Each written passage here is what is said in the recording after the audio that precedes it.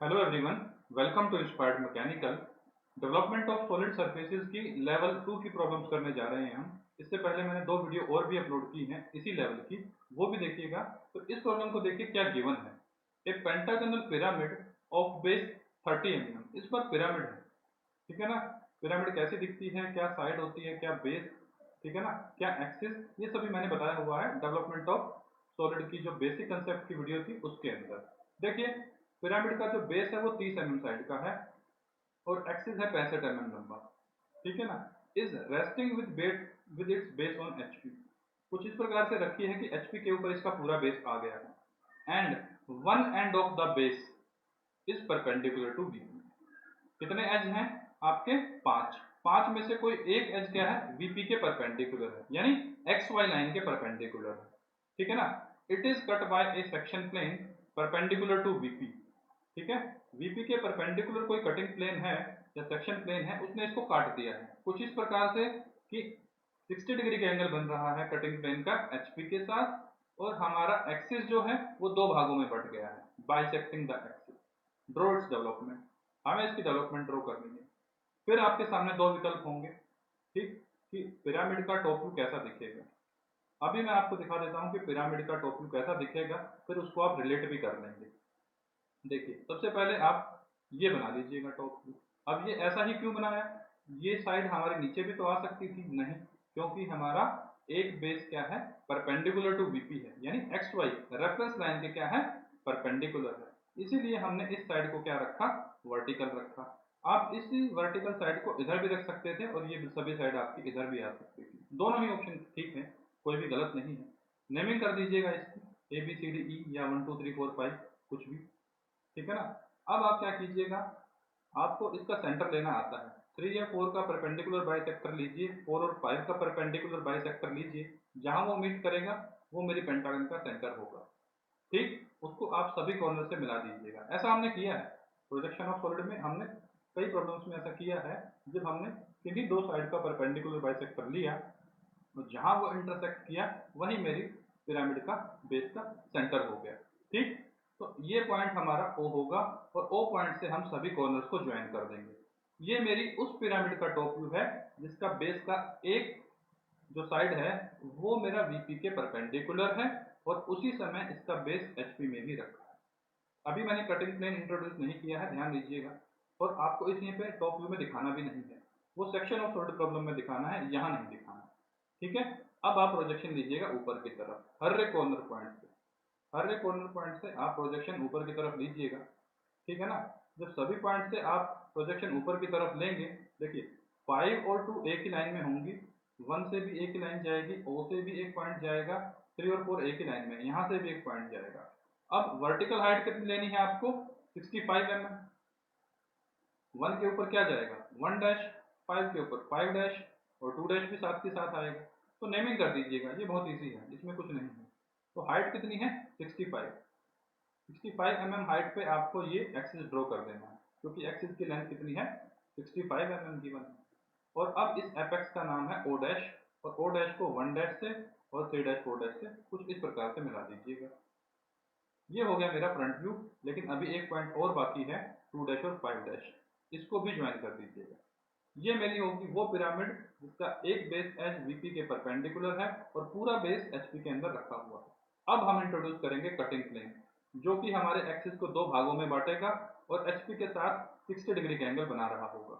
Horizontal line draw कीजिएगा कुछ इस प्रकार से, और ये सेंटर पॉइंट जो जहां मेरे माउस का कर्सर है, इस पॉइंट पे आप प्रोटेक्टर को रख के और 60 डिग्री का एंगल बना दीजिएगा नीचे की तरफ, या with the help of drafter भी आप कर सकते हैं। ये हो गया मेरा 60 डिग्री का एंगल और ये आ गया मेरा कटिंग प्लेन। अब बिल्कुल ध्यान से दीजिएगा, बिल्कुल ध्यान से देखिए कटिंग प्लेन ने कहां कहां पिरामिड को काटा। देखिए ओ 3 और 4, ओ 3 4 कौन सा है टॉप व्यू में? देखिए ओ 3 और 4, एक यहाँ काटा, एक यहाँ काटा। मैं दिखा देता हूँ आपको पेन से, ठीक है ना। एक यहाँ काटा होगा, एक यहाँ काटा होगा, ओ 3 और ओ 4 पे, यहाँ है ना, पहला पॉइंट यहाँ है। उसके बाद देखिए एक पॉइंट यहाँ भी है, ये 2 पे भी है और 5 पे भी है, तो यानी यहाँ भी काटा है और यहाँ भी काटा है, दोनों स्लांट एजिस पे। लेकिन उसके बाद जो आपका पॉइंट आएगा ये वाला, इस वाले पॉइंट की बात कर रहा हूँ मैं स्पेशली, इस पॉइंट ने क्या कर दिया है, बेस में कट किया है, यानी एक पॉइंट यहाँ बेस में आएगा और एक यहाँ आएगा। 4 पॉइंट आएंगे आपके स्लांट एजेस पे और 2 पॉइंट आएंगे आपके पिरामिड के बेस में। ये ध्यान देने लायक बात है, उसके अलावा आप सब कर लेंगे, ठीक है ना। तो देखिए किस तरीके से हमें करना है। इस पॉइंट का नाम रख दिया हमने ए डैश। ये पॉइंट कौन सा होगा, ए डैश सामने की तरफ और बी डैश पीछे की तरफ, बी डैश पीछे की तरफ है, ठीक है ना। अब देखिए ये सी डैश सामने की तरफ है और डी डैश पीछे की तरफ है, ठीक है ना। सिमिलरली हमारा ई डैश है सामने की तरफ और एफ डैश है पीछे की तरफ। इस प्रकार से हमारे ये 6 पॉइंट लोकेट हो गए हैं। ये सभी 6 पॉइंट हमने लोकेट कर दिए हैं। इन सभी 6 पॉइंट्स को अब हम आगे कैसे प्रोसीड करेंगे, बिल्कुल ध्यान दीजिएगा हमने करना क्या है, ठीक है ना। तो देखिए एक बिंदु ले लीजिएगा साइड में कहीं भी, या आप एक वर्टिकल लाइन भी, हॉरिजॉन्टल लाइन भी ड्रॉ कर सकते हैं। कुछ बुक्स में क्या कर देता है, इस तरीके से एक हॉरिजॉन्टल लाइन ड्रॉ कर देगा और यहीं पे वो आपका सेंटर मान लेता है। हमने थोड़ा साइड में मान लिया है, कोई प्रॉब्लम नहीं है। इस तरीके से ये पॉइंट आ गया आपका ओ। अब आपको खोलना कितना है कंपास, ये ध्यान दीजिएगा। कंपास को कितना ओपन करना है इस बात का बहुत ख्याल रखिएगा, ट्रू लेंथ जितना। अब ट्रू लेंथ कौन सी है, इसके बारे में बहुत बात होगी इस प्रॉब्लम में, और बहुत ही इंटरेस्टिंग प्रॉब्लम है ये, बहुत गलती के चांसेस हैं इसमें, ध्यान दीजिएगा। ट्रू लेंथ है भाई आपकी ओ डैश और 1 डैश, ओ डैश और 3 डैश 4 डैश नहीं है। क्यों, देखिए ध्यान से, जो मेरे टॉप व्यू में स्लांट एज इस लाइन के, इस 1 डैश और 3 डैश 4 लाइन, या फिर यूं कहें रेफरेंस लाइन एक्स वाई के पैरेलल होगा, उसी का front view true length show करेगा। ऐसा हमने डेवलपमेंट ऑफ स्क्वायर पिरामिड में भी किया था। हमें ट्रू लेंथ मालूम नहीं थी, हमने किसी एक स्लांट एज को पकड़ के रोटेट कर दिया था, इतना रोटेट किया था कि वो एक्स वाई के पैरेलल हो गया था, और फिर उसके फ्रंट व्यू में हमें ट्रू लेंथ मिली थी। लेकिन अभी यहाँ पे कैसा है, पेंटागनल पिरामिड है, स्क्वायर नहीं है। O1 एक ऐसा स्लांट एज है जो कि मेरी इस हॉरिजॉन्टल लाइन के क्या है, पैरेलल है। तो इसी का फ्रंट व्यू ट्रू लेंथ है। यदि आपको कितना कंपास खोलना है, O डैश और 1 डैश, O डैश और 1 डैश कंपास खोलिए, इस बिंदु पे रखिए और एक आर्क लगा दीजिए कुछ इस प्रकार से, ठीक है। O डैश 1 डैश आपकी ट्रू लेंथ है, ध्यान दीजिएगा इस बात पर। और इस पॉइंट पे कहीं भी शुरुआत कर दीजिए। पहला पॉइंट तो आप इस तरीके से ज्वाइन कर लेंगे। उसके बाद जब ये पहला पॉइंट आएगा, अब आपको बेस की साइड कितनी है, 30 mm। इस 30 mm को प्रकार खोल के इस आर्क के ऊपर इस तरीके से कट करना। ये पॉइंट नंबर 1 था, पॉइंट नंबर 2 की आर्क लगेगी 30 mm प्रकार खोल के, ये पॉइंट नंबर 2 आ जाएगा फिर हमारा। अब 2 पॉइंट पे प्रकार की नोक को रखिएगा और 30 mm ही खोल के रखना है, अगली आर्क आप लगाएंगे। इस पॉइंट का नाम 3 हो गया। सिमिलरली 4 और 5 भी ऐसे ही आ जाएंगे आपके, और लास्ट में एक और 1 आएगा। तो 5 बराबर हिस्से हो जाएंगे हमारी इस आर्क के। ये जो एक्स्ट्रा लाइन है, चाहे तो आप इसको रब भी कर सकते हैं, नहीं तो कोई प्रॉब्लम भी नहीं। ज्वाइन कर दीजिए इन सबको कुछ इस प्रकार से। अब देखिए ये भी आप ज्वाइन कर सकते हैं, नीचे वाला हिस्सा 1 to 2, 2 to 3, 3 to 4, 4 to 5 और 5 to 1। अब आती है असली प्रॉब्लम। अब ध्यान दीजिएगा कि हम डेवलपमेंट को कैसे बनाएं।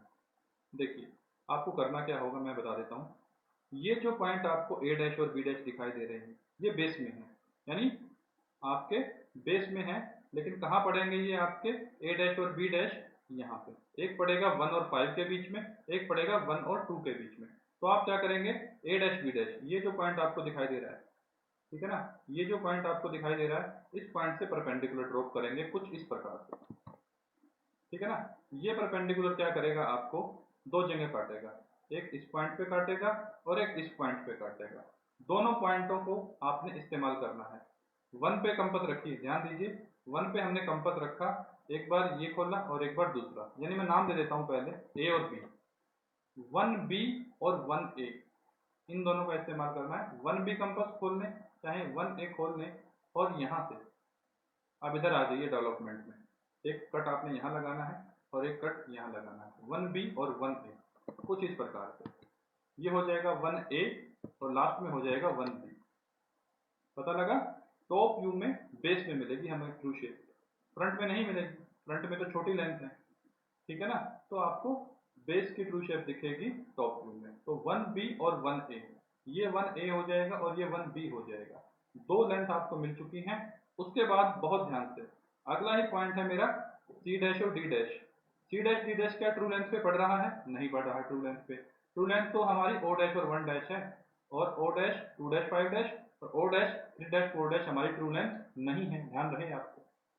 तो अब हमारे पास क्या समस्या है कि हमें ट्रू लेंथ वाली लाइन पे इसको लेके जाना है। तो क्या करेंगे आप, एक हॉरिजॉन्टल लाइन ड्रॉ करेंगे। ये हॉरिजॉन्टल लाइन आपने ड्रॉ कर दी है, इतना हॉरिजॉन्टल लाइन को पीछे तक एक्सटेंड करेंगे कि ये हमारी true length O dash 1 dash पे काट जाए। और ये जो बिंदु आएगा ना आपका, मैं मार्क कर देता हूँ, ये जो बिंदु आया है ये वाला, ठीक है ना। इस पॉइंट को चाहें तो आप कुछ 6 नाम दे दीजिए। तो अब आपको क्या करना है, ओ डैश और 6 डैश दे देता हूँ।